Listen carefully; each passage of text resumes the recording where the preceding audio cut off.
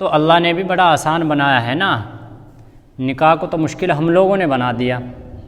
شادی بیاہ اس کو اگر مشکل بنایا تو وہ ہم نے بنایا، اللہ نے اس کو مشکل نہیں بنایا، مشکل تو ہم نے بنایا اس کو۔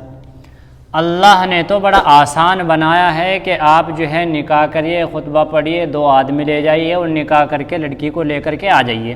اب ہمارے یہاں کیا ہوتا ہے معاشرے کے اندر، اچھا اس کو مشکل کیوں بنا دیا ہم نے؟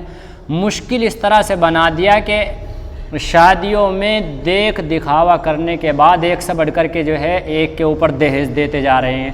دہیز پر اگر 5 لاکھ میں نے خرچ کیے ہیں تو اب یہ جو ہے یہ خرچ کرے گا 7 لاکھ، اگر اس نے 7 لاکھ خرچ کیے ہیں تو آپ کو کرنے ہیں 8 لاکھ، اگر یہ 8 لاکھ خرچ کر رہا ہے تو اسے کرنے ہیں 10 لاکھ۔ تو اس طریقے سے مشکل بنتا جا رہا ہے۔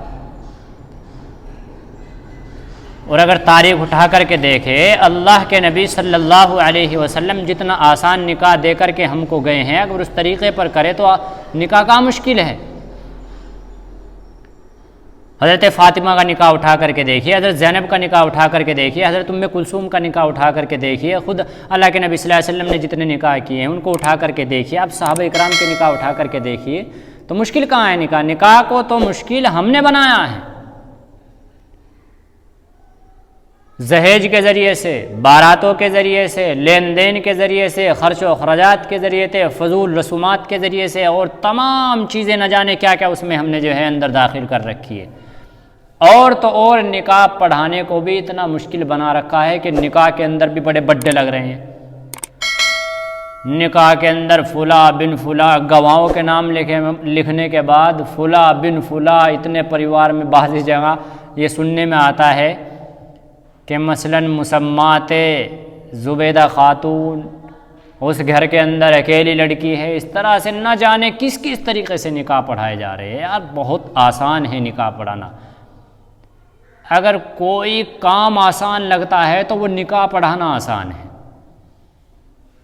پڑھانا بھی آسان ہے، نکاحوں کے کرنے بھی آسان ہے، مشکل بنا دیا ہمارے معاشرے نے، ہماری قوم نے، ہم نے، ہمارے وارثین نے، ہمارے بڑوں نے۔